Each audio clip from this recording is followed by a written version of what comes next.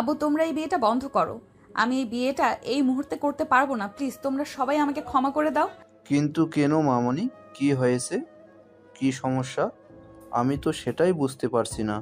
সেই কবে থেকে তোমাদের বিয়ে ঠিক করে রাখা হয়েছে, তাহলে এতদিন পর তোমার কেন মনে হচ্ছে তুমি এই বিয়েটা করতে পারবে না?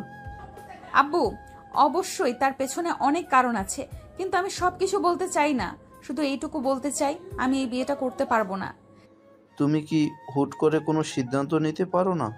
কারণ তুমি খুব ভালো করে জানো, তুমি যদি নীলের সঙ্গে তোমার বিয়ের সম্বন্ধটা ভেঙে দাও, তাহলে আমাকে কয়েকশো কোটি টাকা লসের সম্মুখীন হতে হবে।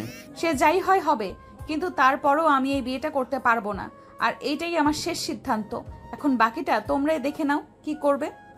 হ্যাঁ, মেনে নিলাম যে আমি নীলের সঙ্গে তোমার বিয়ের সম্বন্ধটা ভেঙে দিলাম, কিন্তু তার পেছনে কি এমন কারণ আছে সেটা তো অবশ্যই আমাকে জানতে হবে। আমি তো কারণ না জেনে কোনো সিদ্ধান্ত নিতে পারি না। আব্বু, আমি প্রেগনেন্ট। এসব কি ইয়ার্কি হচ্ছে? গর্ভবতী মেহমানের মাঝে তোমাকে এসব ইয়ার্কি শুরু করতে হলো? আব্বু, আমি একদমই ইয়ার্কি করছি না। যেটা সত্য সেটাই বলছি। সত্যি আমি প্রেগনেন্ট, এবং আমি 4 মাসের প্রেগনেন্ট। Are you serious? তোমার মাথা ঠিক আছে তো? তুমি কি বলছো ভেবেচিন্তে বলছো তো? হ্যাঁ আব্বু, আমার মাথা একদম ঠিক আছে, এবং যা বলছি আমি চিন্তা ভাবনা করেই বলছি। আমি 4 মাসের প্রেগনেন্ট, এবং আমার পেটে রাফির সন্তান। কথাটা বলা শেষ করতে দেরি হলো, কিন্তু প্রিয়াঙ্কার 2 গালে ঠাস ঠাস করে ব্যাস একটা চড় দিতে দেরি করলেন না প্রিয়াঙ্কার আব্বু। আর তারপর তিনি বলতে লাগলেন, আমি এই দিন দেখার জন্য বেঁচে আছি। অবশেষে কিনা আমার বাড়ির চাকর হওয়ার যোগ্যতা নেই এমন একটা ছেলের সঙ্গে তোমাকে এইসব করতে হলো। এইসব দেখার আগে আমার মরণ কেন হলো না? এটা বলতে বলতে মাথায় হাত দিয়ে সোফায় বসে পড়লেন প্রিয়াঙ্কার আব্বা। তখনই পাশ থেকে ওনার বন্ধু রায়হান চৌধুরী বলতে লাগলেন, ছি ছি বন্ধু, তোমার কাছে থেকে অন্তত এটা আশা করিনি। আমি তো ভেবেছিলাম তুমি তোমার সন্তানদেরকে সুশিক্ষায় শিক্ষিত করে মানুষ করতে পেরেছো। তাই তো আমি আমার ছেলের সঙ্গে সম্বন্ধ করতে এসেছিলাম, কিন্তু এখানে আসার পর যেটা দেখলাম সেটার জন্য মোটেও প্রস্তুত ছিলাম না। প্রিয়াঙ্কার আব্বু কোনো কথাই বললেন না, চুপচাপ মাথা নিচু করে বসে আছেন। তিনি এই মুহূর্তে কি বলবেন সেটাই তো ভেবে পাচ্ছেন না। কি বা বলার আছে ওনার, কারণ তিনি তো প্রায় 2 বছর আগে নিজের বন্ধুর ছেলের সঙ্গে প্রিয়াঙ্কার বিয়ের ডেট ফিক্স করে রেখেছিলেন। সবকিছুই ঠিকঠাক ছিল। ছেলে লন্ডন থেকে পড়াশোনা করছিল, আর পড়াশোনা শেষ হলেই বাংলাদেশে এসে প্রিয়াঙ্কাকে বিয়ে করবে। কিন্তু এর মধ্যে ঘটে গেল এক অঘটন।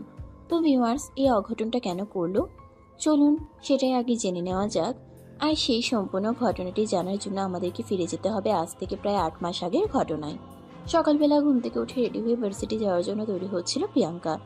ঠিক এমন সময় হঠাৎ করেই পেটে একটা মোচড় দিয়ে উঠল, আর তল পেটে ব্যথা অনুভব করতে লাগলো। প্রিয়াঙ্কার বিষয়টাকে নিয়ে সেভাবে চিন্তা ভাবনা না করেই নাপা খেয়ে বাসা থেকে বের হতে শুরু করলো। কিন্তু তখনই বেতার গতি বাড়তে শুরু করলো।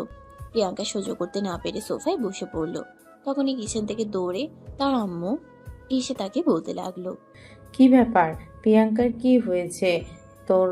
এভাবে পেটে হাত দিয়ে বসে পড়লি কেন? তোর কি পেট খারাপ হয়েছে নাকি? আব্বু, আমি কিছু বুঝতে পারছি না। হঠাৎ করেই পেটে প্রচন্ড ব্যথা করছে। আমার খুব খারাপ লাগছে, খুব কষ্ট হচ্ছে। আচ্ছা ঠিক আছে, তুই কোনো চিন্তা করিস না, একটু চুপ হয়ে এখানে বস। আমি এক্ষুনি ডক্টরকে ফোন করছি। ডাক্তার এক্ষুনি এসে তোকে চেক আপ করে যাবে। এই কথা বলে প্রিয়াঙ্কার আম্মু তখনই বাড়ির ল্যান্ডলাইন থেকে তাদের ফ্যামিলি ডক্টরকে ফোন করলেন। ফ্যামিলি ডক্টর এসে দেখতে পেলেন প্রিয়াঙ্কার অবস্থা খুবই খারাপ, পেটে প্রচন্ড ব্যথা হয়েছে। তাই তিনি আর এক মুহূর্ত দেরি না করে অ্যাম্বুলেন্সে ফোন করেন এবং প্রিয়াঙ্কাকে নিয়ে যত দ্রুত সম্ভব হসপিটালে চলে আসেন। আর তারপর বেশ কয়েকটা টেস্ট করাতে দেন। এদিকে প্রিয়াঙ্কার ব্যথা কিছুতেই কমছে না, ব্যথায় মেয়েটা ছটফট করছে। তার ব্যথা কমার জন্য ঔষধ দেওয়া হয়েছে, কিন্তু ব্যথা কমছে না। এদিকে ডক্টর সবগুলো টেস্টের রেজাল্ট পেয়ে গেলেও কলপোস্কোপির রেজাল্ট এখনো আসছে না। আর এটা না দেখা পর্যন্ত ডাক্তার ঠিকভাবে কিছু বলতেও পারছেন না, কারণ অন্য সব রিপোর্ট ঠিকঠাক আছে। তাই ডক্টর অপেক্ষা করতে লাগলেন কলপোস্কোপির রিপোর্টের জন্য। প্রায় 2 ঘন্টার মতো সময় লাগলো ওই রিপোর্ট আসবে। আর এটা দেখা মাত্রই ডাক্তার মাথায় হাত দিয়ে বসে পড়লেন, কারণ ডাক্তার এটা ভাবতেই পারছে না এই বয়সে প্রিয়াঙ্কার সঙ্গে এরকম কিছু একটা হতে পারে, কারণ প্রিয়াঙ্কা সবেমাত্র অনার্স প্রথম বর্ষের ছাত্রী। ডাক্তার রিপোর্টগুলো নিয়ে প্রিয়াঙ্কার কেবিনে আসলেন। তখন প্রিয়াঙ্কার মা বাবা কেউ সেখানে ছিল না। ডাক্তার প্রিয়াঙ্কার মা বাবাকে দেখতে না পেয়ে সেখান থেকে চলে যাচ্ছিল। তখনই পিছন থেকে প্রিয়াঙ্কা ডাক্তারকে ডাক দেয় আর বলতে থাকে, কি ব্যাপার ডক্টর আঙ্কেল, আপনি চলে যাচ্ছেন কেন? টেস্টের রিপোর্ট কি এসেছে নাকি আরো সময় লাগবে? রিপোর্ট তো চলে এসেছে, কিন্তু মা তোমাকে কি করে বলবো এ ব্যাপারটা, আমি তো সেটাই বুঝতে পারছি না। কারণ তোমাকে আমি আমার নিজের সন্তানের মতোই ভালোবাসি। তোমার সঙ্গে এরকম কিছু একটা হোক সেটা আমি কখনোই চাই না। কেন, কি হয়েছে ডক্টর আঙ্কেল?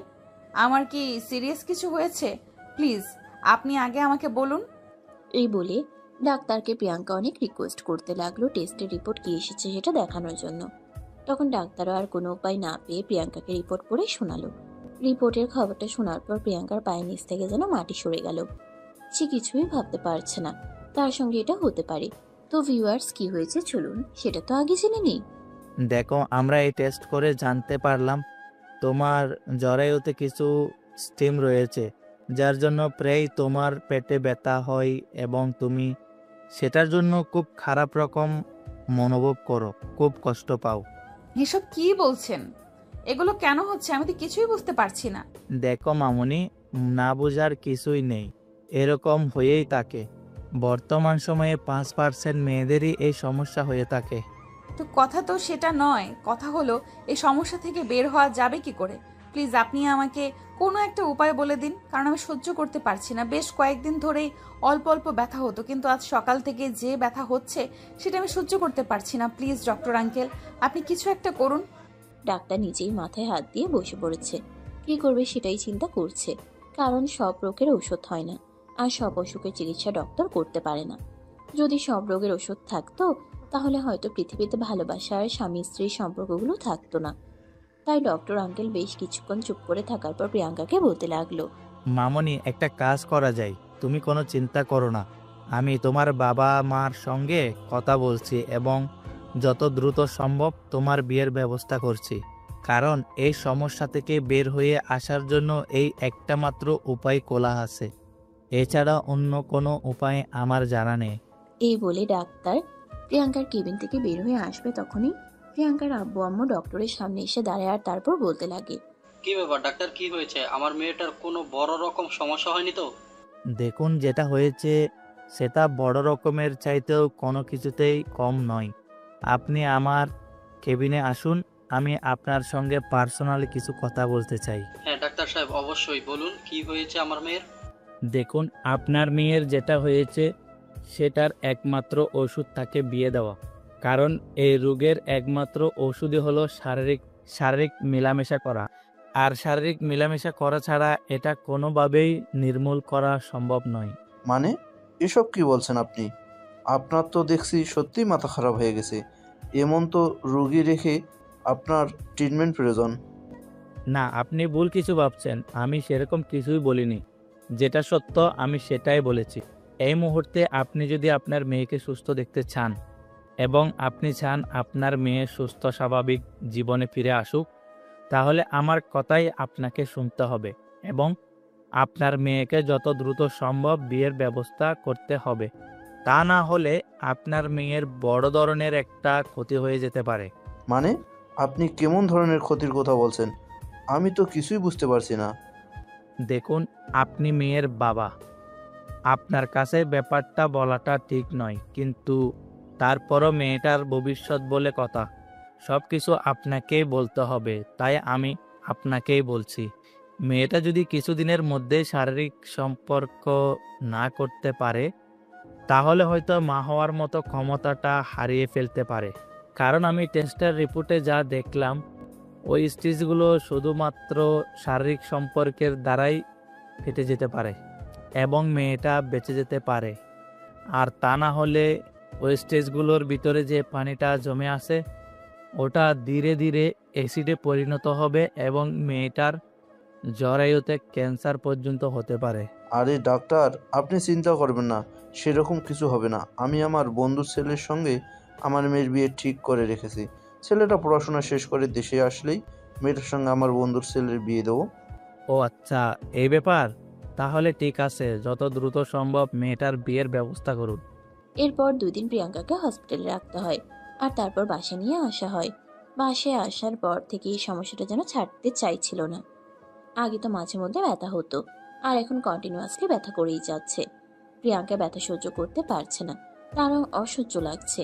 তাই সে মনে মনে চিন্তা করলো, যে ছেলেটার সঙ্গে তার বিয়ের সম্পর্ক ঠিক করে রাখা হয়েছে তার বাবার বন্ধুর ছেলে, প্রিয়াঙ্কা নিজেই একবার ওই ছেলেটার সঙ্গে কথা বলবে এবং তার বিয়ের ব্যাপারে এগোতে চাইবে। তার মনে মনে যে এরকম চিন্তা হলো, বাস্তবে সে এটাই করলো। ছেলেটার মোবাইলে ফোন নাম্বার তার কাছে ছিল, তাই সে ছেলেটাকে ফোন দিল। আসসালামু আলাইকুম, কেমন আছেন আপনি? ওয়ালাইকুম আসসালাম। এই তো ভালো আছি, তুমি কেমন আছো? এই তো আছি মোটামুটি। আপনার সঙ্গে একটু কথা বলতে চাই। আপনি কি এখন ফ্রি আছেন? আপনার সঙ্গে 2 মিনিট কথা বলা যাবে? হ্যাঁ বলো, কি বলবে, তবে শর্টকাট বলো। আমার কিন্তু আবার এত কথা বলার মতো সময় নেই। দেখুন, একটা মেয়ে হয়েও লজ্জা শরমের মাথা খেয়ে তারপরও আপনাদের বলতে হচ্ছে আমি খুব বড় একটা প্রবলেমের মধ্যে আছি। ডক্টর আমাকে বলেছে যত দ্রুত সম্ভব বিয়ে করতে হবে। হ্যাঁ, তো সেই সব কথা আমাকে কেন বলছো? কেন বলছি সেটা আপনি বুঝতে পারছেন না। আপনার সঙ্গে তো আমার বিয়ের সম্বন্ধ ঠিক হয়ে আছে, তাই আপনি যদি চান তাহলে খুব তাড়াতাড়ি বিয়ে করতে পারি। দেখো, প্রথমত বিয়েটা আমার ইচ্ছেই হচ্ছে না, আমার ফ্যামিলির ইচ্ছেতে। আর দ্বিতীয়ত, আমি এই মুহূর্তে কোনোভাবেই বাংলাদেশে আসতে পারবো না, কারণ আমার সামনে এক্সাম আছে। তাই আমি তোমাকে বলে দিচ্ছি, তুমি এইসব কথা বলতে আর কখনোই আমাকে ফোন দিবে না। প্লিজ আপনি আমার কথাটা শুনুন, আমার সমস্যাটা বোঝার চেষ্টা করুন। আমি তোমার কোনো সমস্যার কথা শুনতে চাই না। তুমি আমাকে এই ব্যাপারে আর কোনো কথা বলবে না। যদি তোমার আমাকে বিয়ে করতে ইচ্ছে থাকে তাহলে তুমি অপেক্ষা করতে থাকো আগামী 8-9 মাস পর্যন্ত। এই কথা বলে তখনই নীল প্রিয়াঙ্কার মুখের উপর ফোনটা কেটে দিল। প্রিয়াঙ্কাকে আর কোনো কথা বলার সুযোগই দিল না। প্রিয়াঙ্কা মোবাইলটা হাতে নিয়ে বসে আছে, কি করবে কিছুই বুঝতে পারছে না। আর এই মুহূর্তে তার কি করা উচিত সেটাও ভাবতে পারছে না। বেশ কিছুক্ষণ এভাবেই একা একা বসে রইল। আর তারপর সে তার আম্মুর কাছে গিয়ে বলতে লাগলো, আম্মু প্লিজ তোমরা কিছু একটা করো, আমি এই যন্ত্রণা সহ্য করতে পারছি না। প্লিজ তোমরা আমাকে এইটার থেকে মুক্তি দাও। এত অধৈর্য কেন করছিস? ছেলেটা তো বলেছে কয়েক মাসের মধ্যে বাংলাদেশে চলে আসবে, তারপর না হয় বিয়ে দিয়ে দেওয়া যাবে। ডক্টরের ট্রিটমেন্ট তো চলছে, কয়েকদিন একটু ধৈর্য ধর। আম্মু আমি সহ্য করতে পারছি না, আমার খুব কষ্ট হচ্ছে, আমি প্রতিদিন ব্যথায় খুব কষ্ট পাচ্ছি। প্লিজ তোমরা কিছু একটা করো। নিজের মেয়ের মুখ থেকে এই কথা শোনার পরেও প্রিয়াঙ্কার আম্মু সেরকম একটা রিয়েকশন দিলেন না। চুপচাপ তিনি নিজের মতো নিজের কাজ করতে লাগলেন। এদিকে প্রিয়াঙ্কা তার আম্মুর কাছ থেকে কোনো উত্তর না পেয়ে কান্না করতে করতে নিজের রুমে চলে আসলো। এদিকে এদিকে পেটের ওষুধ যন্ত্রণা, অন্যদিকে ফ্যামিলির মানুষদের কোনো কথা গায়ে না লাগানো। প্রিয়াঙ্কা এসব কিছু আর সহ্য করতে পারছে না, রুমে বসে বসে কান্না করছে। ঠিক এমন সময় তার বেস্ট ফ্রেন্ড রাফি তাকে ফোন করে। প্রিয়াঙ্কার ফোন রিসিভ করতে ইচ্ছে হচ্ছিল না, কিন্তু রাফি বারবার ফোন দিয়েই চলেছিল। তাই বাধ্য হয়ে প্রিয়াঙ্কা ফোনটি রিসিভ করে, আর তখনই অপর প্রান্ত থেকে শুনতে পায়, কিরে, কি সমস্যা তোর? আমি সেই কখন থেকে তোকে ফোন দিচ্ছি, তুই আমার ফোন তুলছিস না কেন? নাকি আমার সঙ্গে কথা বলতে তোর ইচ্ছে করে না? দেখ এভাবে বলিস না, এমনিতেই আমার ভালো লাগছে না, তার উপর যদি তুই আমার সঙ্গে এইভাবে কথা বলিস তাহলে আর সহ্য করতে পারবো না। কি হয়েছে তোর সেটা তো তুই আমাকে বলবি। তুই যদি আমাকে খুলে না বলিস তাহলে আমি বুঝবো কি করে যে তোর কি হয়েছে? তোকে তো এইসব কথা বলে কোনো লাভ নেই, তাছাড়া তুই একটা ছেলে মানুষ, তোকে এইসব কথা কেন বলবো আমি? তুই আমাকে সব কথাই বলবি, কারণ আমি তোর বেস্ট ফ্রেন্ডকে দুনিয়ার সবার সাথে সব কথা লুকোতে পারলেও বেস্ট ফ্রেন্ডের কাছে কখনো কোনো কথা লুকাতে হয় না। বল তোর কি হয়েছে? আমি যদি পারি তাহলে আমি আমার সবটা দিয়ে চেষ্টা করব তোকে ওই সমস্যা থেকে বের করে নিয়ে আসার জন্য, কিন্তু তারপরেও তুই আমাকে অন্তত এইটা বল কি হয়েছে। আমি তোকে ফোনে বলতে পারবো না, তুই আমার সঙ্গে দেখা কর, তারপর তোকে সবকিছু খুলে বলছি। আচ্ছা ঠিক আছে, কোনো সমস্যা নেই। কাল সকালে তুই ভার্সিটিতে আয়, তারপর তোর মুখ থেকে শুনবো কি হয়েছে তোর। এই বলে তারা দুজনে কথা বলা শেষ করে দেয়। সকালবেলা ঘুম থেকে উঠে যথাসময়ে প্রিয়াঙ্কা ভার্সিটিতে চলে গেল। ভার্সিটিতে এসে দেখে রাফি আরো অনেকক্ষণ আগে থেকেই তার জন্য অপেক্ষা করছে। তাই প্রিয়াঙ্কা আর দেরি না করে ক্যাম্পাসে রাফি যেখানে বসেছিল সেখানে চলে গেল। প্রিয়াঙ্কাকে দেখা মাত্র রাফি নিজে থেকেই বলতে লাগলো, কি হয়েছে এবার বল তো শুনি। আমি খুব বড় একটা সমস্যায় আছি। আমি তো সেটা শোনার জন্যই জিজ্ঞাসা করছি, তোর কি এমন সমস্যা আমাকে বল। আমি কয়দিন থেকে শারীরিক সমস্যায় ভুগতেছি। আমার প্রচণ্ড পেট ব্যথা করে। এর জন্যই ডাক্তারের কাছে গিয়েছিলাম। ডক্টর বলল এই পেট ব্যথা কমানোর জন্য আমাকে খুব তাড়াতাড়ি বিয়ে করা প্রয়োজন। পেট ব্যথার সঙ্গে বিয়ের কি সম্পর্ক? আসলে তুই আমার বেস্ট ফ্রেন্ড, তাই আমি সবকিছু তোকে খুলে বলছি। আমার জরায়ুতে প্রবলেম হয়েছে এবং এটার একমাত্র সমস্যা হলো ফিজিক্যাল রিলেশন। কি বলছিস দোস্ত? আচ্ছা, তোর না তোর বাবার বন্ধুর ছেলের সঙ্গে বিয়ের সম্বন্ধ চলছে, ওকে বল বিয়েটা করে নিতে, তাহলেই তো হয়ে যায়। সেটা নিয়েই তো যত সমস্যা। আমি ওনাকে ফোন দিয়ে বলেছিলাম, কিন্তু উনি আমাকে স্পষ্ট জানিয়ে দিয়েছেন এই মুহূর্তে কোনো কিছু করা ওনার পক্ষে কোনোভাবেই সম্ভব নয়। এদিকে মা বাবাকেও কোনোভাবে বোঝাতে পারছি না, নিজের শরীরের অসহ্য যন্ত্রণা সহ্য করতে পারছি না। কি বলিস? অন্য কেউ এই ব্যাপারটা না বুঝেও তো অন্তত আঙ্কেল আন্টির এই ব্যাপারটা বোঝা প্রয়োজন, কিন্তু তারা কেন এরকম করছে সেটাই তো বুঝে আসছে না। এখন আমি কি করব তুমি নিজেই আমাকে বলো। আমি কি করে বলবো? আমার নিজেই তো বুঝে কিছু আসছে না। এত চিন্তা করিস না, আল্লাহ যা করে ভালোর জন্যই করে। আল্লাহ নিশ্চয়ই কিছু একটা রেখেছে। এই বলে রাফি প্রসঙ্গটা পাল্টে নিয়ে অন্য ব্যাপার নিয়ে গল্প করতে লাগলো। আর এদিকে দেখতে দেখতে ক্লাসের টাইম চলে আসছিল, তাই তারা দুজন ক্লাসরুমে চলে গেল। এরপর দেখতে দেখতে আরো বেশ কিছুদিন সময় কেটে গেল। এদিকে প্রিয়াঙ্কার ভার্সিটি থেকে হঠাৎ করে একটা পিকনিকের আয়োজন করা হয়েছে, যেখানে প্রিয়াঙ্কার ক্লাসমেটরা সবাই যাবে। তাই প্রিয়াঙ্কার সেখানে যাওয়ার ইচ্ছে না থাকলেও প্রিয়াঙ্কার ক্লাসমেটরা সবাই মিলে প্রিয়াঙ্কাকে জোরপূর্বক রাজি করালো, তাই প্রিয়াঙ্কা যেতে বাধ্য হলো। সেদিন সকালবেলা ঘুম থেকে উঠে প্রিয়াঙ্কা সাজুগুজু করে রেডি হয়ে যায়। আর এদিকে তখনই তার বন্ধুরা সবাই তাকে ফোন করে বাসা থেকে বের হওয়ার জন্য। প্রিয়াঙ্কার বাসার সামনে সবাই গাড়ি নিয়ে অপেক্ষা করছিল। প্রিয়াঙ্কা বাসা থেকে বের হতেই সবাই তাদের পিকনিক স্পটে যাওয়ার জন্য বের হয়। তাদের পিকনিক স্পট ছিল বান্দরবান, যেখানে প্রিয়াঙ্কার কিংবা তার বন্ধু বান্ধবরা কেউই এর আগে কখনোই যায়নি। তবে প্রিয়াঙ্কার বন্ধু বান্ধবরা সবাই অ্যাডভেঞ্চার নিতে পছন্দ করে। এর আগেও তারা এরকম অনেক অচেনা জায়গায় ঘুরতে গিয়েছে, তাই এটা তাদের জন্য নতুন কিছু নয়। বিকেলের মতেই সবাই ঢাকা থেকে বান্দরবান পৌঁছে যায়। সেখানে পৌঁছতে পৌঁছতে সন্ধ্যা হয়ে আসছিল, তাই সেদিন তারা আর কেউই বাইরে বের হলো না। সবাই মিলে গল্প গুজব করে রাতের খাবার খেয়ে ঘুমিয়ে পড়ে। সকাল 10টার দিকে সবাই ঘুম থেকে ওঠে আর তারপর সকালের নাস্তা শেষ করে বাইরে যাওয়ার জন্য তৈরি হয়। তবে সবাই যেহেতু অ্যাডভেঞ্চার নিতে পছন্দ করত, তাই তারা ঠিক করলো সবাই আলাদা আলাদা গ্রুপে, মানে 2-3 জন করে প্রত্যেকটা গ্রুপে ভাগ হয়ে তারপরেই বের হবে ঘুরতে। যেমন চিন্তা তেমনই কাজ, সবাই 2-3 জন করে গ্রুপ তৈরি করে বের হয়ে পড়লো, রাফি আর প্রিয়াঙ্কা একসঙ্গে। কিরে দোস্ত, সবাই মিলে ঘুরতে এলাম, এখন তো অন্তত তোর মুখটা একটু হাসি খুশি রাখা উচিত, কিন্তু তুই এখনো মুখ গোমড়া করে রেখেছিস কেন? তুই কি এখনো ওই বিষয়টা নিয়ে অপসেট? আরে না, সেরকম কোনো ব্যাপার না, এমনিতেই ভালো লাগছে না, জল ভেতরের দিকে যাওয়া যাক। এই বলে প্রিয়াঙ্কা আর রাফি হাঁটতে শুরু করলো। এদিকে দুপুর ঘনিয়ে বিকেল হতে চলল। হঠাৎই আকাশটা কালো মেঘে ছেয়ে গেল। তখন যেন শরৎকাল। এইভাবে হঠাৎ করে ঝড় বৃষ্টি আসার কোনো আশঙ্কাই ছিল না, কিন্তু কিভাবে কি হয়ে গেল সেটা কেউই বুঝতে পারছে না। প্রিয়াঙ্কা আর রাফি দুজনে সিদ্ধান্ত নিল তাদের রিসোর্টে চলে আসবে, তাই তারা দুজনে সেখান থেকে রিসোর্টের উদ্দেশ্যে রওনা দিল।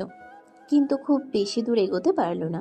মিনিট 5-এর মধ্যেই ঝুম করে বৃষ্টি শুরু হলো, সেই সঙ্গে বজ্রপাত। প্রিয়াঙ্কা এসব ঝড় বৃষ্টি প্রচন্ড ভয় পায়, তাই সে বারবার রাফিকে বলছিল, দোস্ত আমার খুব ভয় লাগছে। তুই কোনো চিন্তা করিস না, আমি আছি তো তোর পাশে। একটু সামনের দিকে এগিয়ে চল, দেখা যাক কোথাও দাঁড়ানোর জায়গা পাওয়া যায় কিনা। এভাবে খোলামেলা জায়গায় আমরা তো কোথাও দাঁড়াতে পারছি না। এদিকে ঝড়ের গতি ক্রমশ বেড়েই চলেছে। এই কথা বলতে বলতে রাফি প্রিয়াঙ্কার হাত ধরে সামনের দিকে এগোতে লাগলো। প্রায় 2-3 মিনিট হাঁটার পর তারা সামনেই একটা ছোট ভাঙা বাড়ির মতো দেখতে পেল। তখনই রাফি প্রিয়াঙ্কাকে বলতে লাগলো, দোস্ত চল, সামনে একটা ভাঙা বাড়ির মতো দেখা যাচ্ছে, আমরা ওখানে গিয়েই একটু আশ্রয় নিয়ে ছাড়া অন্য কোনো উপায় আমাদের হাতে নেই। হ্যাঁ তাই চল, কারণ আমার প্রচন্ড ভয় করছে, আমি ঝড় বৃষ্টি প্রচন্ড ভয় পাই। এই কথা বলে রাফি আর প্রিয়াঙ্কা দুজনেই সামনের বাড়িটার দিকে পা বাড়ায়।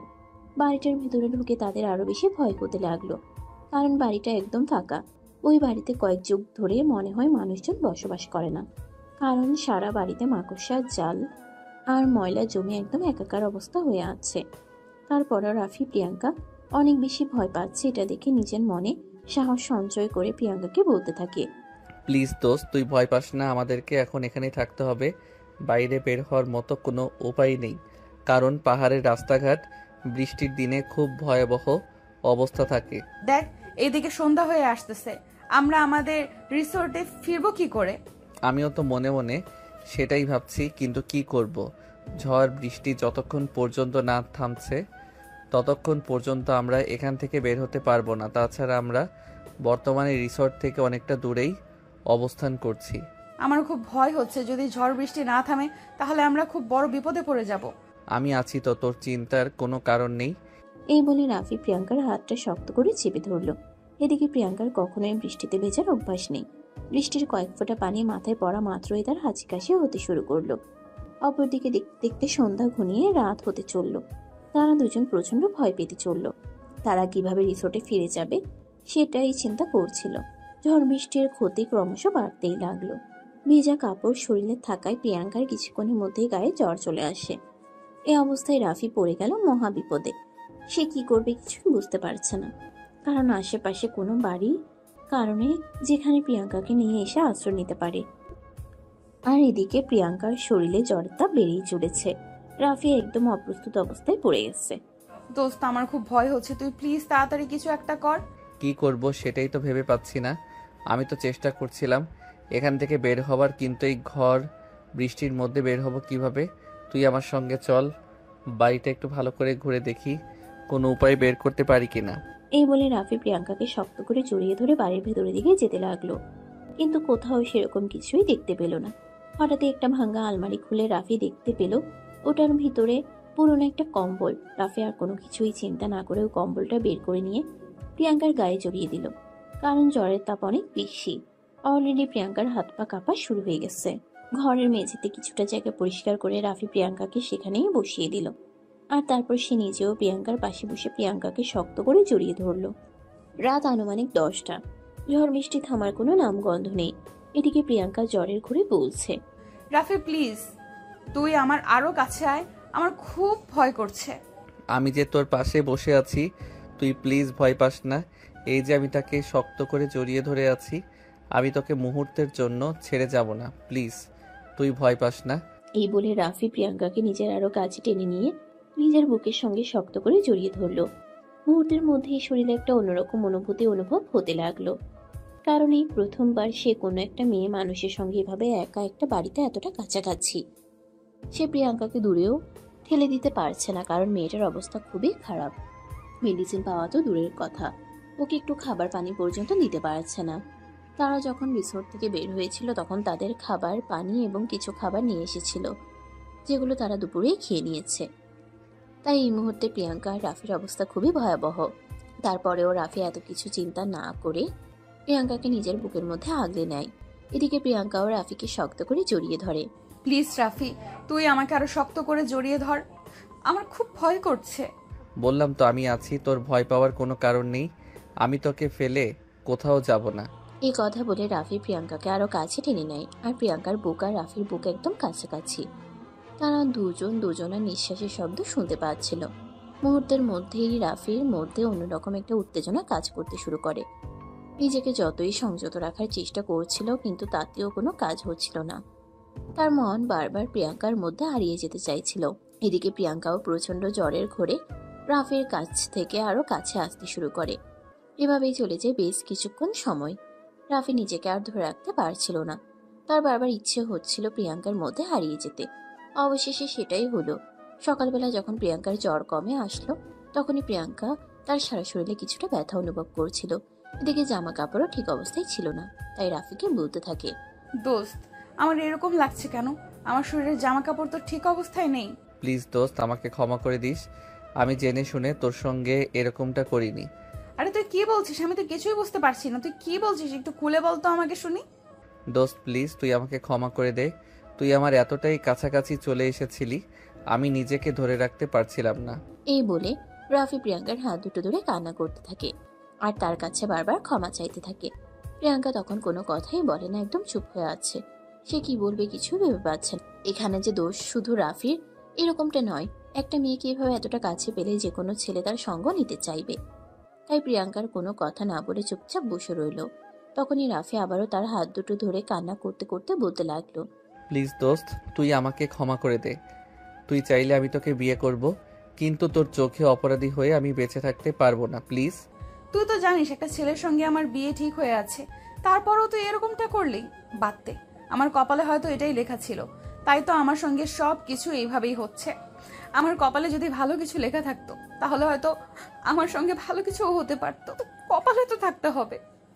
আমি জানি, আমি সব কিছুই জানি, তাই তো তোর কাছে সরি বলছি।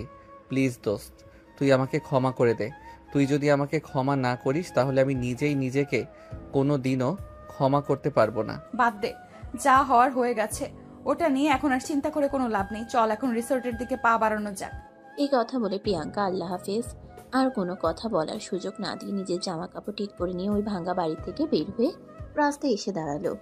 রাফিও আর কোনো উপায়ান্তর না দেখতে পেয়ে প্রিয়াঙ্কার পেছনে ওখান থেকে বের হয়ে আসে। তারপর তারা দুজনে হাঁটতে হাঁটতে রিসোর্টে চলে আসে। রিসোর্টে আসা মাত্রই তার সকল বন্ধু বান্ধবরা তাদের দুজনকে ঘিরে ধরে আর বলতে থাকে, কি রে দোস্ত, তোরা কাল রাতে কোথায় ছিলি? জানিস আমরা তোদের দুজনের জন্য কত টেনশন করেছি। রাতে কবার তোদেরকে ফোন করেছে, কিন্তু তোদের ফোনে ফোন কলই হচ্ছিল না। ওদের কথা শুনে প্রিয়াঙ্কা কোনো উত্তর দেয় না, চুপচাপ দাঁড়িয়ে থাকে। তখন পাশ থেকে রাফি বলতে থাকে, আমরা ঝড় বৃষ্টির মধ্যে আটকা পড়ে গেছিলাম। কিন্তু সেটা তোরা আমাদেরকে একবার ফোন করে জানাতে পারতি। তোদের জন্য আমাদের কতটা টেনশন হচ্ছিল তোরা জানিস। এখন যদি তোরা না আসতি তাহলে আমরা পুলিশে কল করতাম। বাদ দে সেসব কথা। প্রিয়াঙ্কার কাল রাতে প্রচণ্ড জ্বর এসেছিল। আশেপাশে কোথায় ফার্মেসি পাওয়া যাবে সেটা আগে বল। প্রিয়াঙ্কাকে ওষুধ দিতে হবে। এখান থেকে খানিকটা দূরেই একটা ফার্মেসি আছে, আমি ওষুধ নিয়ে আসছি। তোরা এখানে দাঁড়িয়ে দাঁড়িয়ে অপেক্ষা কর। আর তিশা, তুই ওদেরকে ভিতরে নিয়ে গিয়ে নাস্তা খাওয়ানোর ব্যবস্থা করে আমি ততক্ষণে চলে আসব। এই কথা বলে শুভ সেখান থেকে চলে গেল।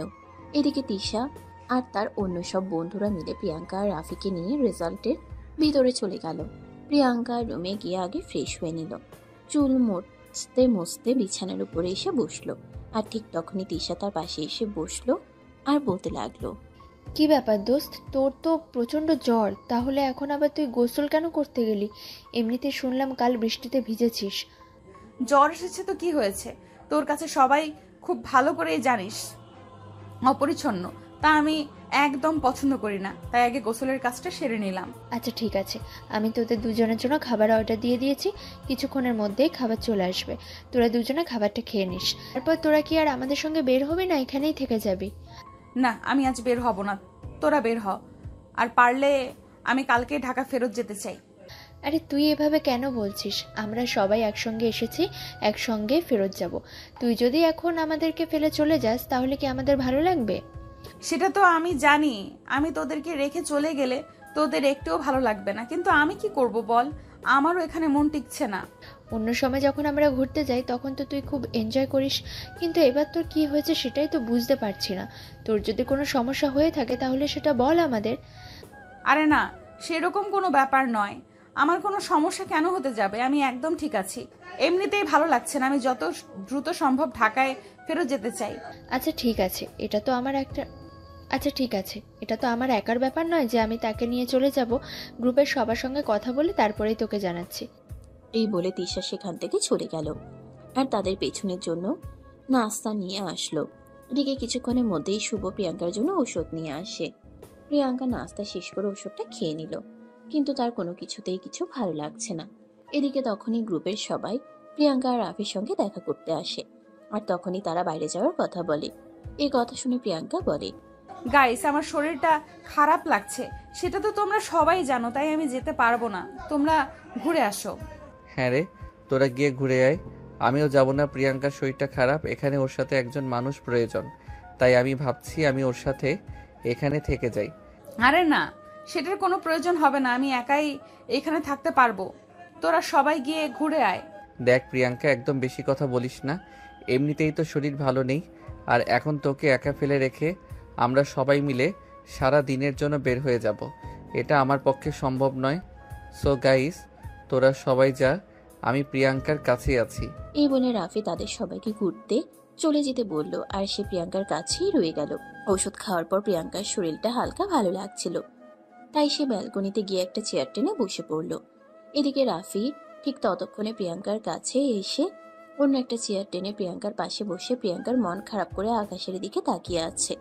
তখনই পাশ থেকে রাফি প্রিয়াঙ্কাকে বলে, আমি জানি তুই আমাকে কোনোদিনও ক্ষমা করতে পারবি না এটার জন্য, কিন্তু তারপরও আমি তোর কাছে সরি বলছি। প্লিজ তুই আমাকে ক্ষমা করে দে। দেখ, এইটা নিয়ে আর কোনো কথা শুনতে চাই না। যা হওয়ার তা হয়ে গেছে।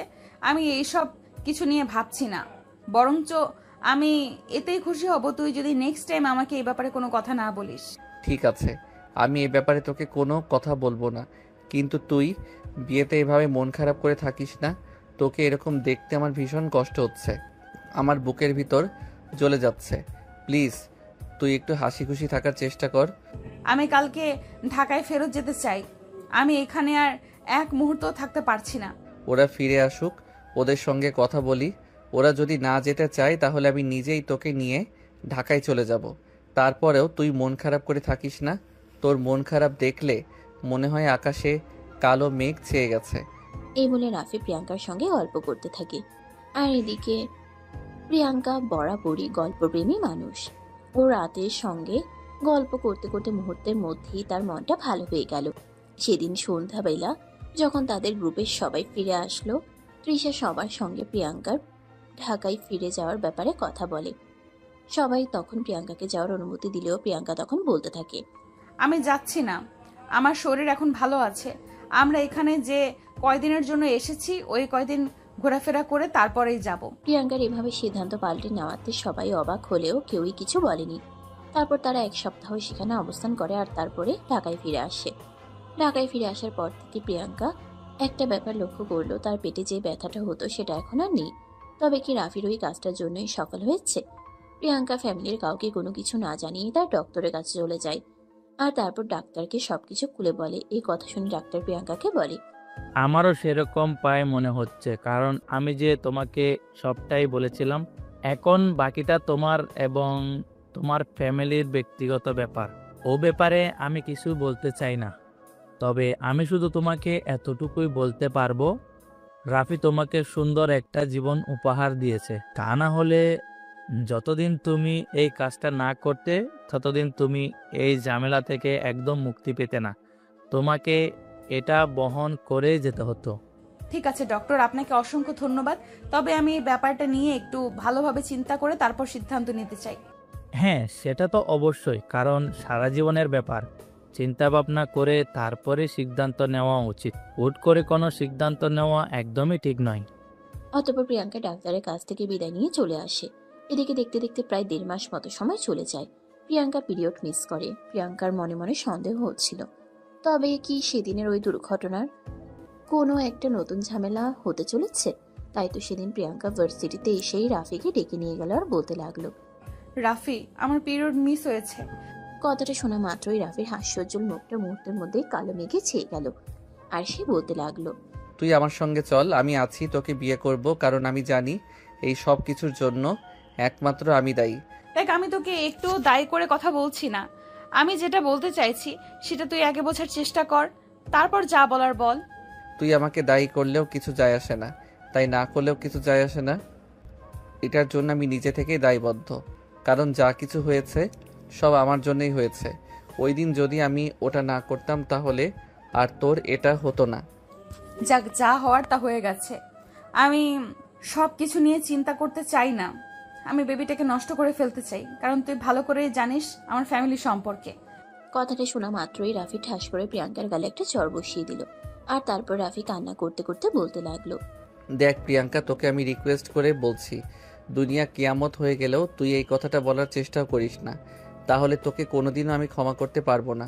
কারণ তোর পেটের সন্তান আমার, আর আমার সন্তানকে আমি কোনোদিনও নিজের চোখের সামনে মরে যেতে দিতে পারবো না। তাহলে তুই কি বলতে চাইছিস সেটা খুলে বল শুনি। আমি তোকে সেরকম কোনো কিছুই বলতে চাইছি না।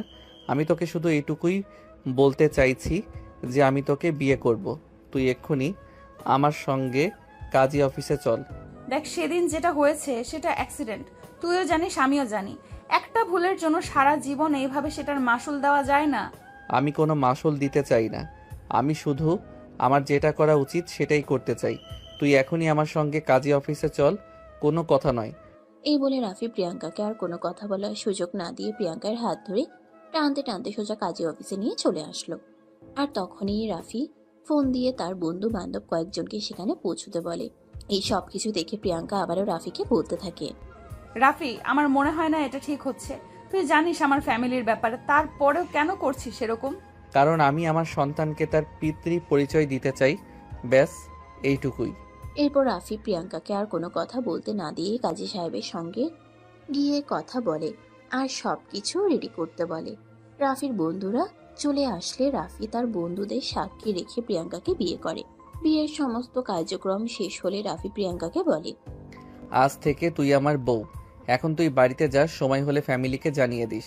আর একটা কথা মাথায় রাখিস, তুই কিংবা তোর ফ্যামিলির কেউ যদি আমার সন্তানকে হত্যা করা কিংবা কোনো ক্ষতি করার চেষ্টা করেছিস তাহলে খারাপ কিন্তু কেউ হবে না।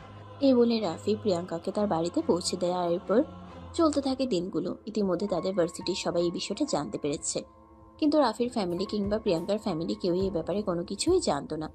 আর তারা এখনই এ ব্যাপারে কোনো কিছু জানাতেও চাইছিল না, তাই তারা এই ব্যাপারটা নিজেদের মধ্যেই গোপন রাখে। তারপর দেখতে দেখতে আরো 3 মাস চলে যায়। প্রিয়াঙ্কা তখন 5 মাসে প্রেগনেন্ট। আর তখনই নীল তার ফ্যামিলি নিয়ে প্রিয়াঙ্কার সঙ্গে দেখা করতে আসে। তারপর যা হলো সেটা তো আপনারা নিজের চোখে দেখলেন। তো ভিউয়ার্স, চলুন বর্তমান সময়ে ফিরে আসি আর এখন কি হচ্ছে সেটাই জেনে নেওয়া যাক। আশরাফ চৌধুরী ওনার ছেলেকে নিয়ে তখনই প্রিয়াঙ্কাদের বাড়ি থেকে বের হয়ে চলে গেলেন। প্রিয়াঙ্কার বাবা মাথায় হাত দিয়ে বসে আছে। তখনই প্রিয়াঙ্কার আম্মু সেখানে আসে। প্রিয়াঙ্কার গালে ঠাস ঠাস করে 2টা চড় বসিয়ে দিয়ে বলতে থাকে, ছি ছি ছি, তুই এই কাজটা করলি কিভাবে? আমাদের মান সম্মানের কথা একবারও চিন্তা করলি না? এখন তো তোমাদের মান সম্মানে খুব বাড়ছে। যখন আমার জীবন মৃত্যুর প্রশ্ন ছিল তখন কোথায় ছিল তোমাদের এইসব নীতিবাক্য? আজ তোমাদের মান সম্মানে খুব আঘাত লেগেছে, কিন্তু যখন দিনের পর দিন আমি যন্ত্রণায় ছটফট করছিলাম তখন তো আমার প্রতি তোমাদের কোনো মায়া লাগেনি। তার জন্য তো এভাবে আমাদের মান সম্মান ধুলোয় মিশিয়ে দিবি? একটা বার চিন্তা করলি না? তোমরা যদি আমার কথা চিন্তা না করো তাহলে আমাকে কেন তোমাদের কথা চিন্তা করতে হবে? এটা কোন হাদিসে লেখা আছে সেটা তোমরাই আমাকে বলো। চুপ করো বেয়াদব মেয়ে, তোমার কাছ থেকে কোনো কথা শুনতে চাই না। তুমি এই মুহূর্তে আমার বাড়ি থেকে বের হয়ে যাবে, আর এটাই আমার সিদ্ধান্ত। ওকে ফাইন, তোমাদের বাড়িতে আমি থাকবো না। যেখানে আমার ইচ্ছে অনিচ্ছের কোনো মূল্য নেই, আমার ভালো থাকা আমার খারাপ থাকার কোনো মূল্য নেই, সেখানে থাকার কোনো ইচ্ছেও আমার নেই। আমি যাচ্ছি, তবে কোনো দিন আমায় ফেরানোর চেষ্টা করো না, আমি ফিরবো না। এই বলে প্রিয়াঙ্কা তখনই সেখান থেকে নিজের রুমে চলে আসে আর মোবাইলটা হাতে নিয়ে সঙ্গে সঙ্গেই রাফিকে ফোন দেয় আর সবকিছু খুলে বলে। সবকিছু শুনে রাফি প্রিয়াঙ্কাকে বলে, ওকে ফাইন, কোনো সমস্যা নেই। আমি যে তোমাকে আগেই বলেছিলাম তুমি আমার বাসায় চলে আসো। আমি তোমাকে যেভাবে পারি ভালো রাখার চেষ্টা করব, কিন্তু তখন তো তুমি আমার কোনো কথাই শুনলে না। দেখো, এত কথা বলার কোনো মন মানসিকতা আমার নেই। আমি তোমাকে যেটা বলছি তুমি চুপচাপ সেটার উত্তর দাও। আমি এখন তোমার বাসায় আসলে তুমি আমাকে তোমার বাসায় জায়গা দিতে পারবে কি পারবে না সেটাই বলো। প্রিয়াঙ্কা, তুমি হয়তো ভুলে যাচ্ছ আমি আমার ফ্যামিলির একমাত্র ছেলে। আমি আমার মা বাবার কাছে কোনো কিছু আবদার করলে তারা সেটা আমাকে দেবে না, এমনটা কখনোই হতে পারে না। আর যদি হয় তারপর তাতে আমার কোনো আপত্তি নেই। আমি আমার বউ আর আমার সন্তান নিয়ে অনেক দূরে চলে যাব, যেখানে 2 ফ্যামিলির কারোরই ছায়াটুকু পড়বে না।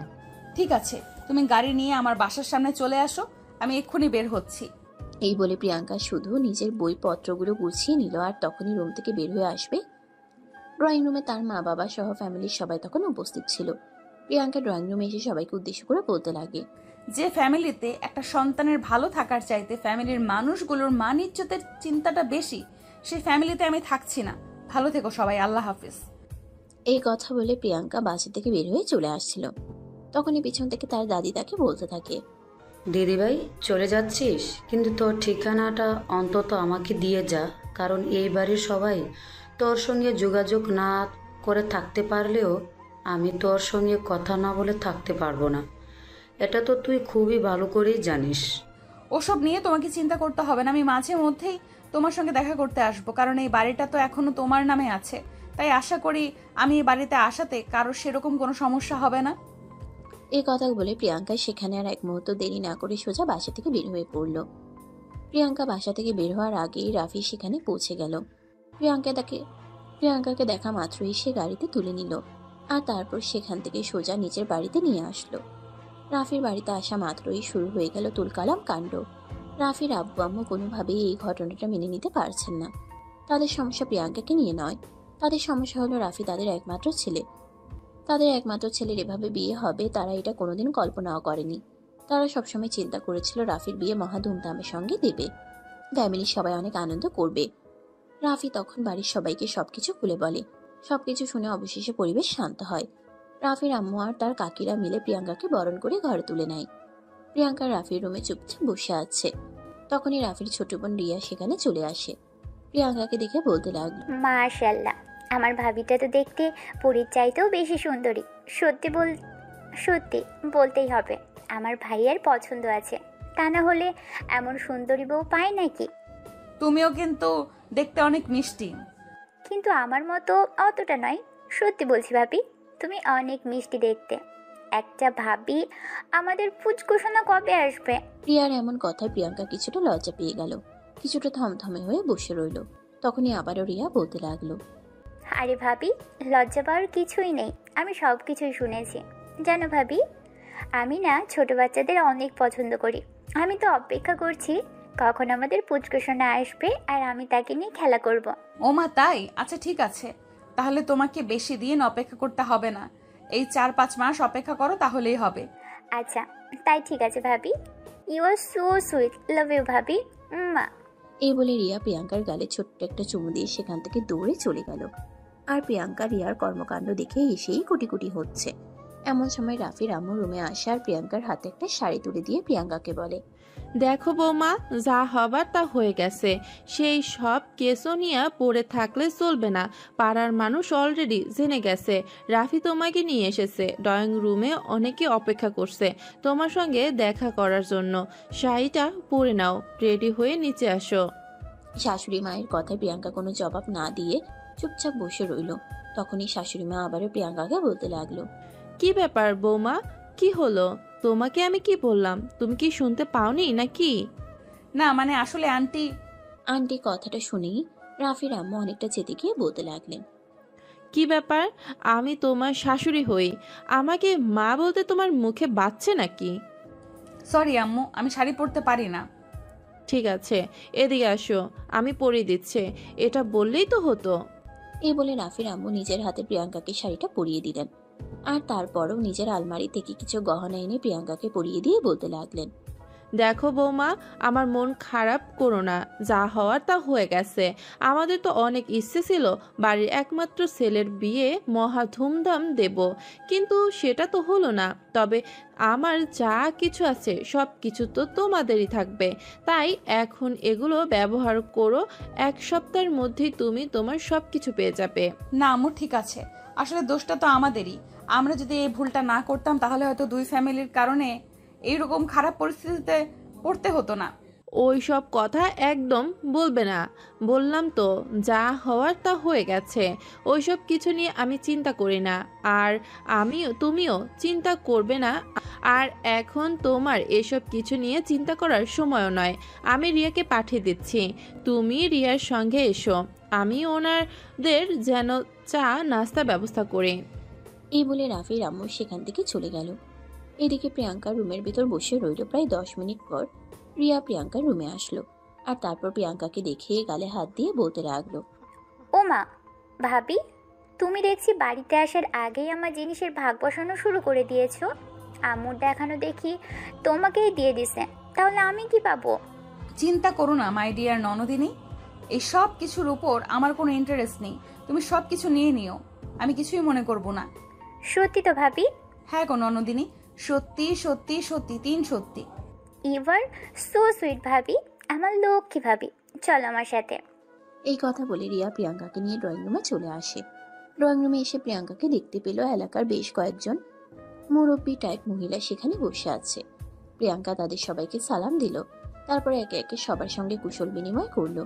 শাশুড়ি মা ততক্ষণে সবার জন্য চা নাস্তা বানিয়ে নিয়ে এসেছে। তিনি প্রিয়াঙ্কাকে সবাইকে এগুলো সার্ভ করতে বললেন। প্রিয়াঙ্কাও হাসি মুখে সবাইকে চা নাস্তা দেয়। তারপর সবার সঙ্গে বসে বেশ কিছুক্ষণ গল্প গুজব করে। প্রায় আধা ঘন্টার মতো সময় কেটে যায়। তখনই প্রিয়াঙ্কার শাশুড়ি মা প্রিয়াঙ্কাকে বলে, বৌমা তুমি এখন ভেতরের রুমে চলে যাও। শাশুড়ি মায়ের কথায় প্রিয়াঙ্কা সেখান থেকে উঠে রুমের দিকে চলে আসছিল। সিঁড়ি দিয়ে উপরে উঠছে, তখনই পিছন থেকে শুনতে পায় ওই মহিলাগুলো প্রিয়াঙ্কাকে উদ্দেশ্য করে কিছু একটা বলছে। প্রিয়াঙ্কা সেটা শুনেও না শোনার ভান করে সেখান থেকে চলে আসে। মহিলাগুলো চলে যাওয়ার পর প্রিয়াঙ্কার শাশুড়ি মা আবারও প্রিয়াঙ্কার রুমে আসে। তারপর প্রিয়াঙ্কার পাশে বসে তার মাথায় হাত বুলিয়ে দিতে দিতে বলতে থাকে, বৌমা তুমি প্লিজ ওদের কথায় কিচ্ছু মনে করো না। এলাকার কুচুটে মহিলাগুলো এরকমেরই হয়, ওরা সব সময় অন্যের দোষ ধরতে ব্যস্ত থাকে। না আম্মু, সেরকম কোনো ব্যাপার নয়, আমি ওনাদের কথাই কিছুই মনে করিনি। আচ্ছা ঠিক আছে, বাদ দাও এসে সব কথা। এখন তুমি আমাকে এইটা বলো, এসব কিছু করে থাকতে তোমার কোনো সমস্যা হচ্ছে তাই না? না মানে হ্যাঁ, আসলে আম্মু আমি তো এই সব কিছু পড়তে অভ্যস্ত নই, তাই একটু আনকমফোর্টেবল লাগছে আর কি। কোনো সমস্যা নেই, আমি তোমার শ্বশুর আব্বুকে ফোন দিয়ে বলে দিয়েছি আসার সময় তোমার জন্য কিছু গাউন আর কিছু 3 পিস নিয়ে আসবে। এখানে তুমি যেভাবে কমফোর্ট ফিল করো সেভাবেই থাকবে, তোমাকে কেউ কিছু বলতে আসবে না। এ বলে রাফির আম্মু সেখান থেকে চলে গেল আর প্রিয়াঙ্কাকে বিশ্রাম নিতে বলল। প্রিয়াঙ্কা বিছানায় শুয়ে শুয়ে বিশ্রাম নিতে লাগলো। এদিকে দেখতে দেখতে সন্ধ্যা হয়ে আসছিল। তখনই রাফি বাসায় আসে আর রুমের ভিতর প্রবেশ করেই দরজাটা লাগিয়ে দেয়। তখনই প্রিয়াঙ্কা এটা দেখে বলতে থাকে, কি ব্যাপার, কি হলো, তুমি রুমের দরজা আটকালে কেন? তুই কখন বউটাকে নিয়ে এসেছি, বউটার সঙ্গে একটু কথা বলতে পারছি না। এখন আমি আমার বউটার সঙ্গে একটু দুষ্টু মিষ্টি প্রেমের আলাপ করব। তার জন্য এই ভর সন্ধ্যাবেলা দরজা আটকাতে হবে? বাইরের সবাই কি ভাববে বলো তো? কে কি ভাবলো আর কে কি না ভাবলো তাতে আমার কিছুই যায় আসে না। তাছাড়া আমাদের বাড়ির মানুষ এত লো মাইন্ডেড নয়। তারপরেও আমাদের বিয়েটা স্বাভাবিকভাবে হয়নি। যাও এখন দরজাটা খুলে দিয়ে আসো, যা কথা বলার রাতে বলবে। না, আমি এখনই বলবো, আর রাতে শুধু আমি আমার বউকে আদর করব। এখন আর কিসের আদর করবে? যা করার পর 5 মাস আগেই করে নিয়েছো। কথাটা শুনে মুহূর্তের মধ্যেই রাফির মুখটা কালো হয়ে গেল। প্রিয়াঙ্কা রাফির মুখের দিকে তাকিয়ে খুব ভালোভাবে বুঝতে পারলো রাফির মন খারাপ হয়েছে। তাই সে রাফির 2 গালে হাত রেখে বলতে লাগলো, আরে বাবা, এইটুকু কথার জন্য আবার রাগ করতে হয় নাকি? আমি তো এমনিতেই মজা করে বললাম, আর তুমি এটাকে সিরিয়াসলি নিয়ে নিলে। তুমি এখনো সেই দিনের ঘটনা বলতে পারোনি তাই না? আই এম সরি, আমি তোমার কাছে ক্ষমা চাইছি, প্লিজ আমাকে ক্ষমা করে দাও। আমি আর কখনোই এভাবে বলবো না। আরে না, এখানে তোমার ক্ষমা চাওয়ার কি আছে? ভুল তো আমি করেছি, আর আমার জন্য তোমাকে সবকিছু হারাতে হয়েছে, সবার কাছে ছোট হতে হয়েছে। তুমি আমাকে ক্ষমা করে দাও। আমি তোমার কাছে ক্ষমা চাইছি, প্লিজ আমাকে ক্ষমা করে দাও। এই কথাটা তোমাকে বলা আমার একদমই উচিত হয়নি। হয়েছে, কান ধরে বলছি, আর কখনো বলবো না, প্লিজ এবার এই প্রসঙ্গটা বাদ দাও। তখনই রাফি প্রিয়াঙ্কাকে টান দিয়ে নিজের বুকের সঙ্গে মিশিয়ে নিয়ে বলতে থাকে, সেদিন যদি ওই ঘটনাটা না করতো তাহলে তোমার মতো একটা সুন্দরী বউ আমি পেতাম বলো? তাহলে খুশি না হয়ে মন খারাপ কেন করছো? মন খারাপ তো এজন্য হচ্ছে, অনেক ইচ্ছা ছিল আমি আমার বউকে রানীর মতো করে সাজিয়ে এই বাড়িতে নিয়ে আসব, কিন্তু ভাগ্যের কি পরিহাস, খালি হাতে বউকে বাড়িতে নিয়ে আসতে হয়েছে। চিন্তা করো না, একদিন আমাদের সবকিছুই হবে। সেদিন দেখবে আমাদের চাইতে সুখী কেউ থাকবে না। কিন্তু তার জন্য তো তোমাকে অনেকটা স্ট্রাগল করতে হবে। আমি সবকিছুর জন্য প্রস্তুত, কারণ আমার জীবনে সঠিক মানুষটা এসেছে, তার জন্য আমি সব করতে পারি। সত্যি তোমাকে পেয়ে আজ মনে হচ্ছে আমি পরিপূর্ণ। তখনই কেউ একজন রুমের দরজায় নক করলো আর এদিকে প্রিয়াঙ্কা রাফিকে সরিয়ে দিয়ে বলতে লাগলো, বলেছিলাম না রুমের দরজাটা খোলা রাখো, সবাই কি ভাববে এটা একবার ভেবে দেখেছো? সেটা তো আমি পরে দেখছি, এই অসময়ে কার এখানে আসার সময় হলো এটা তো আগে দেখে নেই। এই বলে রাফি প্রিয়াঙ্কাকে ছেড়ে দিয়ে রুমের দরজাটা খুললো আর তখনই দেখতে পেল তার ছোট বোন রিয়া সেখানে দাঁড়িয়ে আছে। রিয়াকে দেখেই রাফি কিছুটা রেগে গেল আর তারপর বলতে লাগলো, এই তুই এখন এখানে এসেছিস কেন? তুমি সরতে এখান থেকে, আমি ভাবির সঙ্গে বসে গল্প করব। আইসে আমি আমার বউয়ের সঙ্গে গল্প করব, তুই এখান থেকে যা। দেখ ভাইয়া, একদম ভালো হবে না বলে দিচ্ছি, তুই চুপচাপ এখান থেকে চলে যা, তা না হলে কিন্তু আমি এক্ষুনি আম্মুর কাছে গিয়ে তোর নামে বিচার দিব, তারপর কিন্তু তোর এই রুমে আসাই বন্ধ হয়ে যাবে। যা এখান থেকে, শাকচুন্নি মার্কা মেয়ে, আমার মেজাজ খারাপ করবি না, তাহলে কিন্তু খারাপ কিছু হয়ে যাবে। আম্মু, এই বলে যে নাইয়া চিৎকার দিতে যাবে তখনই রাফি রিয়ার মুখটা চেপে ধরলো আর তারপর বলতে লাগলো, দেখ তুই কিন্তু এখন একদম বেশি করে ফেলছিস, সেটা কিন্তু তোর জন্য খুব খারাপ হবে। আমি তোকে বলে দিলাম। তুই যাবি এখান থেকে, না আমি আরেকবার আম্মুকে ডাক দিব? রাফি তখন আর কোনো উপায়ান্তর না পেয়ে সেখান থেকে চলে গেল। এদিকে রিয়া এসে প্রিয়াঙ্কার সঙ্গে গল্প করতে লাগলো। দুজনে গল্প করতে করতেই রাতের খাবার সময় হয়ে গেল। তখনই রাফির আম্মু সবাইকে খাবার টেবিলে ডেকে নেয়। রাফির আব্বু ততক্ষণে বাড়িতে চলে এসেছে। তাদের যৌথ পরিবার সবাই একসঙ্গে থাকে। রাফির কাকিমণি প্রিয়াঙ্কাকে বলে, বৌমা, একদম লজ্জা পাবে না। আমাকেও তুমি তোমার শাশুড়িমার মতো একজন ভাবতে পারো। তোমার যখন যেটা লাগবে আমাকে বলবে। ঠিক আছে কাকিমণি, কোনো সমস্যা নেই। আমার কোনো প্রয়োজন হলে আপনাকে বলবো। আর হ্যাঁ, একটা কথা বলে দিচ্ছি, তুমি কিন্তু বাড়ির কোনো কাজ করবে না। এই মুহূর্তে তোমার অনেক বিশ্রাম নেওয়া প্রয়োজন। আমরা দুজন আছি, আমরা সব করে নিতে পারবো।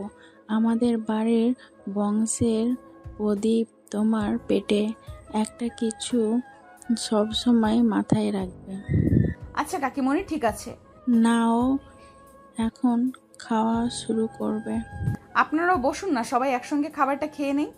না বৌমা, আমি আর আমার শাশুড়ি আমরা দুজন করে খাবো। আগে তোমরা সবাই খেয়ে নাও। এই বলে রাফির আম্মু আর কাকিমণি সবার প্লেটে খাবার ভরে দিল। খাওয়া দাওয়া শেষ হলে সবাই নিজেদের রুমে চলে আসে। আর রাফির আম্মু আর তার কাকিমণি দুজন খাবার খেয়ে নিজেদের রুমে চলে যায়। প্রিয়াঙ্কা রুমে বসে আছে। তখনই রাফি রুমে প্রবেশ করে। রাত আনুমানিক তখন আর 11টার কাছাকাছি বাজে। রাফি রুমে এসেই দেখতে পায় প্রিয়াঙ্কা বসে বসে ঘুমোচ্ছে। এটা দেখে রাফি বলতে থাকে, আর এই যে হ্যালো ম্যাডাম, এখন ঘুমালে চলবে না। আজ আমাদের বাসর রাত, সেটা ভুলে গেছেন নাকি?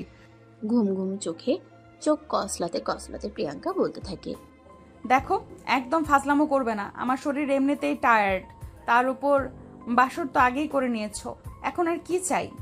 এসব কিছু বললে তো হবে না। তখন যা হয়েছে সেটা অ্যাক্সিডেন্ট, আর এখন যেটা হবে সেটা ভালোবাসা। আমি কোনো কথা শুনতে চাই না, আমার টায়ার্ড লাগছে, আমি ঘুমাবো। এই কথা বলে প্রিয়াঙ্কা অন্য পাশে ফিরে ঘুমিয়ে যাচ্ছিল। তখনই রাফি বিছানায় শুয়ে প্রিয়াঙ্কাকে টান দিয়ে নিজের বুকের সঙ্গে মিশিয়ে নেয় আর বলতে থাকে, ঘুমিয়ে গেলে চলবে? আজ তো আমার আদর চাই চাই। ছেড়ে দাও না আজকের জন্য, আমার ভালোবাসা লাগবে। এই কথা বলে রাফি প্রিয়াঙ্কাকে নিজের বুকের সঙ্গে মিশিয়ে নেয় আর তার কপালে আলতো করে একটা ভালোবাসার পরশ এঁকে দিয়ে বলতে থাকে, আমার উপর এখনো তোমার অভিমান আছে? যেটা ছিল সেটাও চলে গেছে। কারণ আমার ফ্যামিলি আমার সঙ্গে কতটা খারাপ আচরণ করলো, আর তোমার ফ্যামিলির মানুষজন সবাই আমাকে কতটা আপন করে নিল। সত্যি তোমার ফ্যামিলির মানুষজন সবাই অনেক ভালো। সবাই তো তোমাকে ভালোবাসা দিল, এবার আমাকে তো একটু ভালোবাসা দাও। সেদিন ভালোবাসা আদায় করে নিতে আমার কাছ থেকে অনুমতি নিয়েছিলে? না তো। আজ কেন আমার কাছে অনুমতি চাইছো? বলতে দেরি হলো, কিন্তু রাফির প্রিয়াঙ্কাকে আদর করতে শুরু করতে দেরি হলো না। প্রায় ঘন্টাখানেক আদর করার পর প্রিয়াঙ্কাকে বুকে জড়িয়ে ধরে ঘুমিয়ে পড়ল। তারপরে দিনগুলো ভালোই যাচ্ছিল, সুখে শান্তিতে ভরপুর। প্রিয়াঙ্কা তার ফ্যামিলির মানুষজনের কথা একদমই ভুলে গিয়েছিল। কারণ রাফির বাড়ির সবাই এত ভালো, সবাই প্রিয়াঙ্কাকে এতটাই আপন করে নিয়েছিল যে প্রিয়াঙ্কার কখনো মনে হতো না সে বাড়ি ছেড়ে অন্য বাড়িতে আছে। হঠাৎ করে একদিন রাফি বাড়িতে এসে প্রিয়াঙ্কাকে বলল, প্রিয়াঙ্কা, তোমার দাদু নাকি অসুস্থ? কই, আমাকে তো কেউ কিছু বললো না, তাহলে তুমি কোথায় শুনলে? আমি আজ তোমাকে না জানিয়ে তোমাদের বাড়িতে গিয়েছিলাম। সত্যি বলতে আমি মাঝে মাঝেই তোমাদের বাড়িতে যাই দাদুর সঙ্গে এবং অন্য সবার সঙ্গে দেখা করতে, যেটা তোমাকে জানানো হয়নি। তুমি তো সবার প্রতি রেগে আছো। আমি ওই বাড়িতে যাচ্ছি এটা শুনে তুমি যদি আমার সঙ্গে রাগ করো, তাই তোমাকে বলিনি। এটা কিন্তু তুমি একদমই ঠিক করনি। যেই বাড়িতে আমি যাই না সেই বাড়িতে তোমার যাওয়াটা উচিত হয়নি। আই অ্যাম সরি, আমাকে ক্ষমা করে দাও। কিন্তু দাদু অসুস্থ, তোমাকে দেখতে চেয়েছেন। প্লিজ তুমি একবার চলো। এই কথা শুনে প্রিয়াঙ্কা তখন আর কোনো কথা না বাড়িয়ে তার শাশুড়ি মায়ের থেকে অনুমতি নিয়ে রাফির সঙ্গে তাদের বাড়িতে চলে গেল। ছেলে প্রথমবার বউকে নিয়ে শ্বশুরবাড়িতে যাচ্ছে, এই জন্য রাফির আম্মু প্রিয়াঙ্কাদের বাড়ির সবার জন্য গিফট এবং অনেক ফল মিষ্টি কিনে দিলেন।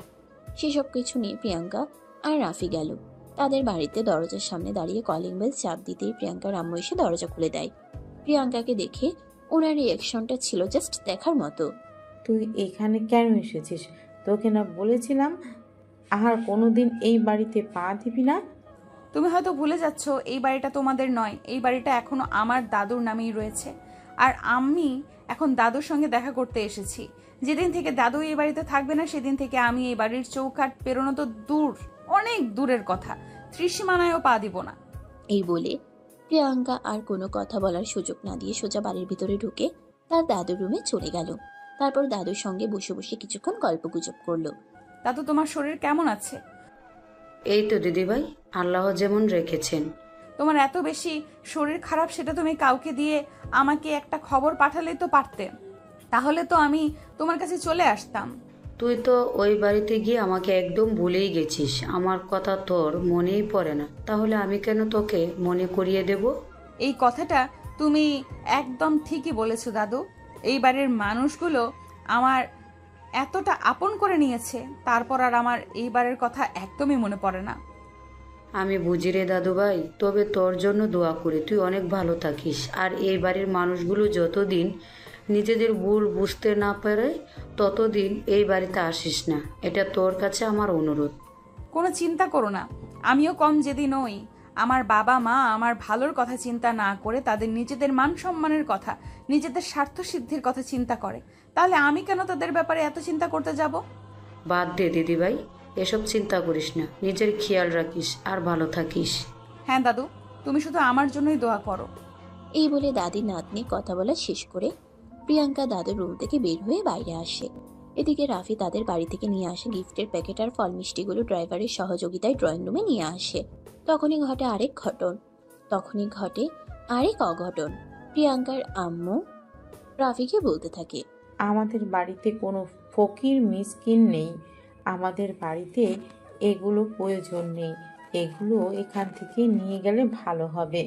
শাশুড়িমা এরকম আচরণ করবে এটা জানার পরেও রাফি এগুলো নিয়ে এসেছিল, কিন্তু এতটা খারাপ আচরণ করবে এটা সে ভাবতেই পারেনি।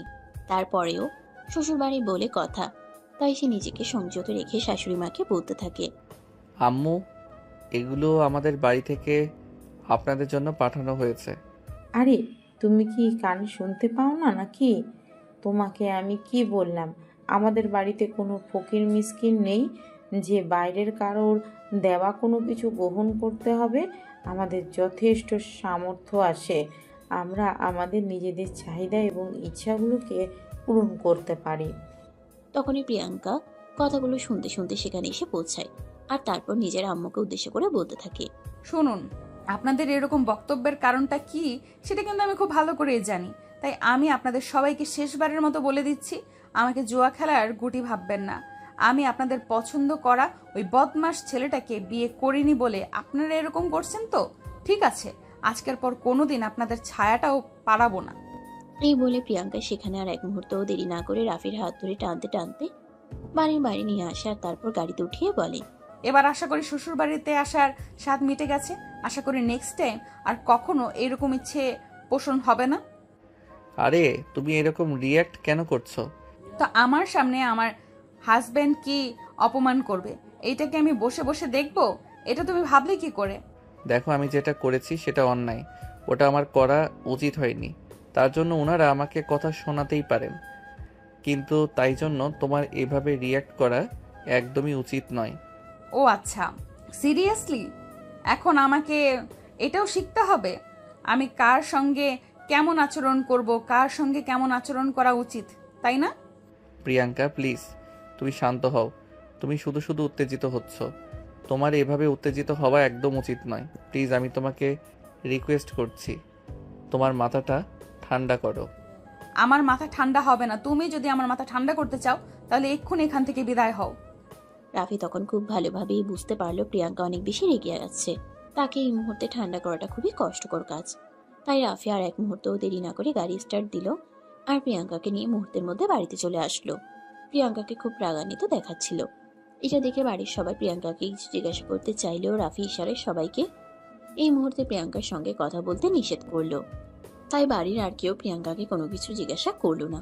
প্রিয়াঙ্কা তার নিজের রুমে এসে ফ্রেশ হয়ে ব্যালকনিতে গিয়ে বসে রইল। বেশ কিছুক্ষণ পর প্রিয়াঙ্কার শাশুড়ি মা প্রিয়াঙ্কার রুমে আসে। প্রিয়াঙ্কাকে রুমের ভিতর দেখতে যাবে, ব্যালকনিতে চলে আসেন তিনি, দেখতে পান প্রিয়াঙ্কা ব্যালকনিতে বসে আছে। প্রিয়াঙ্কার পাশে বসে প্রিয়াঙ্কার হাত দুটো ধরে প্রিয়াঙ্কাকে বলেন, বৌমা, আমি তোমাকে একটা রিকোয়েস্ট করতে চাই, তুমি কি আমার কথাটা রাখবে? আম্মু, আপনি আমাকে রিকোয়েস্ট কেন করবেন? আদেশ করুন, আপনি যা বলবেন আমি তা শুনতে প্রস্তুত। আমি আপনার পুত্রবধূ। বৌমা, সামনেই তোমার একটা বিপদের সময় আসতে চলেছে। আমি চাই না এই মুহূর্তে তুমি কারোর সঙ্গে মনোমালিন্য রাখো। আম্মু, আমি বুঝতে পারছি আপনি আমাকে কি বোঝাতে চাইছেন, কিন্তু এটা আমার পক্ষে সম্ভব নয়। আমার ভালোর কথা চিন্তা করলো না সেই মানুষগুলোর ব্যাপারে আমি ভাবতে চাই না। কিছু হয়ে যাক না কেন, তারা তোমার জন্মদাতা এবং জন্মদাত্রী, মা বাবা। তুমি কখনোই তাদের সম্পর্ক অস্বীকার করতে পারো না। আমি তোমার শাশুড়ি মা হিসেবে তোমাকে রিকোয়েস্ট করছি, তুমি তোমার মা বাবার কাছে ক্ষমা চেয়ে নাও। আমি দুঃখিত আম্মু, কারণ আমার বাবার শরীরে যে রক্ত প্রবাহ করছে আমার শরীরেও কিন্তু সেম রক্তই প্রবাহ করছে। তাই আমি তাদের কাছে ক্ষমা চাইবো না, কারণ আমি ভুল করিনি। প্রিয়াঙ্কার শাশুড়ি মা তখন বেশ কিছুক্ষণ চুপ করে বসে রইলেন। আর তিনি খুব ভালোভাবে বুঝতে পারলেন এই মানুষটাকে যত যাই কিছু বলা হোক না কেন, নিজের জেদের কাছে কখনো হার মানবে না। তাই তিনি আবারও প্রিয়াঙ্কাকে বলেন, ঠিক আছে বৌমা, আমি তোমাকে জোর করব না। তোমার যেটা ভালো মনে হয় তুমি সেটাই করো, তবে এতে আমাদেরও কোনো প্রবলেম নেই। হ্যাঁ আম্মু, তাহলে সেটাই মনে রাখবেন। যারা আমাকে ভালোবাসতে পারেনি, আমি তাদের সন্তান হওয়া সত্ত্বেও তাদের কাছে তাদের স্বার্থটাই সবার আগে ছিল। তাদের কাছে আমি কেন নত হতে যাব? তারপর শাশুড়ি বৌমা মিলে অন্য প্রসঙ্গ নিয়ে বেশ কিছুক্ষণ গল্প গুজব করে। আর এদিকে সন্ধ্যা হয়ে আসে, তখনই রাফির কাকিমা প্রিয়াঙ্কার জন্য নাস্তা নিয়ে আসে। বৌমা, এই নাও তোমার বিকেলের নাস্তা। আরে তুই কেন কষ্ট করে আনতে গেলে? আমি তো যেতাম বৌমার জন্য নাস্তা বানিয়ে আনতে। তোমরা শাশুড়ি বৌমা মিলে গল্প করছো, তাই তোমাদের আর বিরক্ত করলাম না।